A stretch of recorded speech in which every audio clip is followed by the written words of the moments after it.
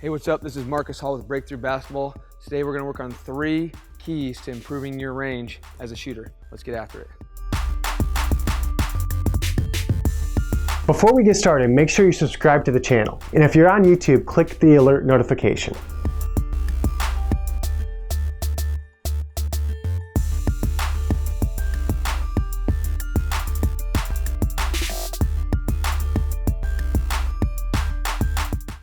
Okay, the first key is going to be our dip. So we're going to work from our feet all the way up through our torso and explore the length and also the ball placement as we lower into our shot and then rise up. First, as I sink, I want to have ankle, knee, and hip flexion low and have a flow. Typically, I don't want to stall out at the bottom. I want to be able to dip and then prepare to rise up through my shot. So I dip, flow, and then the same joints that we're compressing now are all extending. So my hips, knees, and ankles and feet are aiding me as I go into the rise up for the shot. The second main key with the dip is going to be the ball placement of the ball in relation to our body. So if I have the ball low, I then have to drive up with my arms to get any lift. Instead, I want to try to be under the basketball a little bit. Now, you're not going to be completely under the basketball, but I want to try to have my dip and my momentum aiding in my lift towards the shot in the rim. So instead of being long-armed here, I want to try to set the ball here so that as I drive and extend, the ball is already being aided, lifted, and I can use that to flow into a strong shot. When you shoot with range, it's not about how hard you shoot, it's about how complete and thorough you are with your movements. So I'm gonna dip, get the ball set under, with my momentum under the basketball, so that I rise up and pop, the ball already has lift before I've even engaged my arms, wrists, or elbow.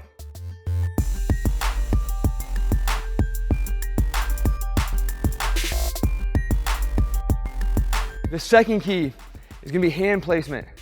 This is probably one of the most overlooked parts of improving your shot in general and having range is hand placement. So whether it's off of the catch or off of the pivot or off of the dribble, I want to try to have my hands ready to shoot right away. So instead of catching the ball like this squared, I want to catch the ball with my shooting hand behind it and my guide hand to the side. Instead of being strong off the pivot like this and simply squeezing the ball, I want to have my hands already locked and loaded and placed so that I can rise into my shot without having to adjust. As I watch players, a lot of times they're still adjusting their hands and moving their hands or leaving them where they are, which would be like on the outside of the basketball, and then therefore they don't have a strong, true line to the rim. If my hands are on the outside, it's going to be hard for me to have a strong, powerful shot. Also hard to have a straight shot. Now, wrist load. So I can hold the ball as if I'm going to shoot like this with a relatively straight wrist. And as I rise up, my only moving point from a straight wrist is out or down. Instead, I want to have a loaded wrist. So as I'm playing off the pivot, as I catch it, as I get the ball off the dribble, I want to have my wrist loaded so that my hand is truly behind the ball and that therefore it's already engaged and ready to have a thorough shot all the way to the rim. So when I pick it up, when I catch and shoot it, instead of having a straight wrist and then driving downward or outward, I want to have a loaded wrist so that I can drive the ball up.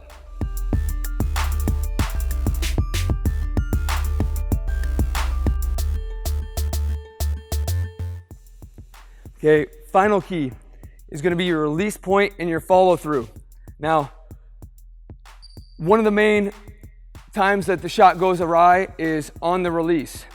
Now, our guide hand and our shooting hand are both playing important roles. We need them both. My guide hand is going to be used to help control the ball. My shooting hand is coming through. Remember, my wrist is loaded, my hands are locked and loaded, and I'm ready to shoot straight through that basketball. When my hands separate at follow through, they're not going to be going away from each other. this one isn't going to fall off or come open. My guide hand isn't gonna fall off or come open. And my shooting hand isn't going to go away from my guide hand to separate. Instead, as I go through my release point, the only reason they separate is because my shooting hand is going stronger and higher. And now it's a vertical separation versus anything side to side. I want to try to pour my fingers into the rim. I'm not going to follow through just for the sake of holding my arm up. I'm truly going to complete the movement, stay with the shot all the way through, especially as we increase our range back. We want to still be there all the way through the shot as the result of the shot is happening. So again, I am rising through this shot pattern. My hand, guide hand is helping me support the ball because I'm moving it through this set position to my release point. Biggest thing, don't let your hands separate away from each other or let this one fall away. They're only gonna separate because this one is driving vertical all the way through it, pouring my hands in the rim. My thumb and pinky finger help balance the basketball when it comes to me shooting, help balance it. And then my interior fingers, specifically these two, help drive it to the rim. So balance, set the ball deep into your palm. That's okay to feel the basketball. You know, you can't shoot this with your fingertips. I got the ball deep in my palm and then I'm driving through under the ball, wrist loaded. Let's put it all together.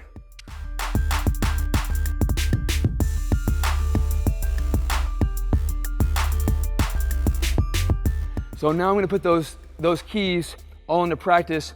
I'm going to start next to the rim and again try to get my dip timing, hand placement, and follow through all keyed in and then progress my way back.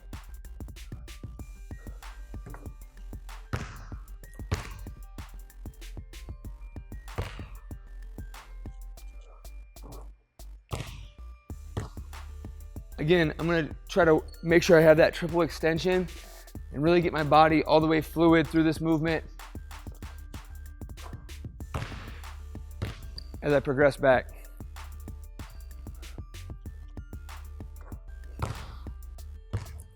One good habit I'd like to have, if you have a rebounder, great. If you're shooting by yourself, as you're working on these progressive shots back, hold your follow through all the way until the ball hits the floor. Make or miss.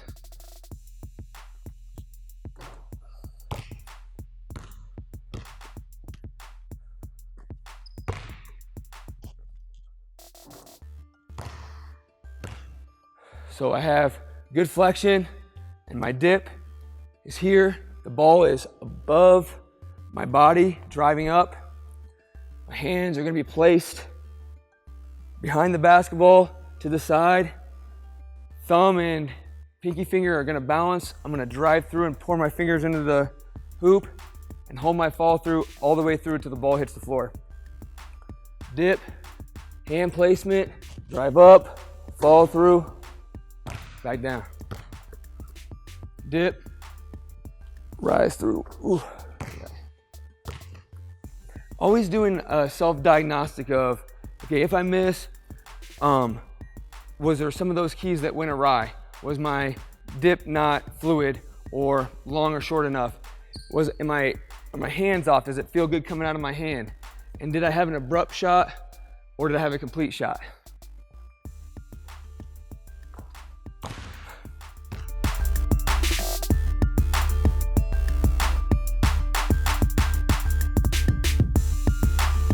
Okay, we're gonna work on this in 3 situations. The first one is gonna be off the catch. If you have a partner, great. If not, you can just self-spin pass to yourself. Key here, I wanna have my hands ready to shoot on the catch. And again, I'm getting my momentum under the basketball so I can pop through. Hands, clean release. I'm gonna try to pour my fingers in the rim.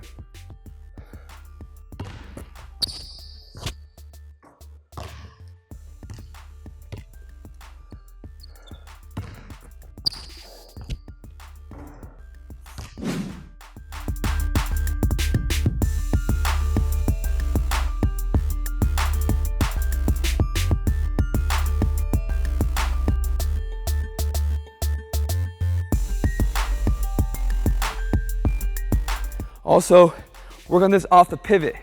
So a lot of times when you catch and you're in your triple threat, ready to drive, make a play, that defender's hands down ready to slide with you, take advantage by having your hands ready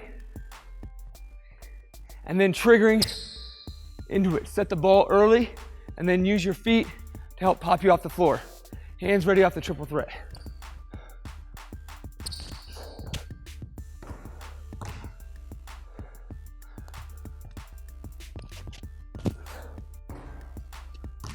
Off the pivot, you can work on quick moves to shots or slow surprise moves to shots.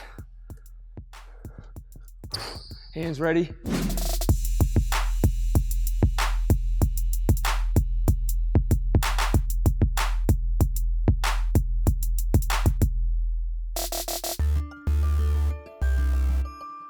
If you're a player who is bringing the ball up, maybe get it on a trail, being able to go from a dribble into a pickup with range will really aid your game. If you can make it as a player that the defense has to pick you up outside of the three, now you have room to make all sorts of plays. So my thought process as I approach the floor or approach the offensive end is if they don't pick you up or they're too low, your starting point is this jumper. So again, as I bring it up off the bounce, I want to try to get under the ball so I can aid through my pickup, hands right to it, and then again, solid follow through.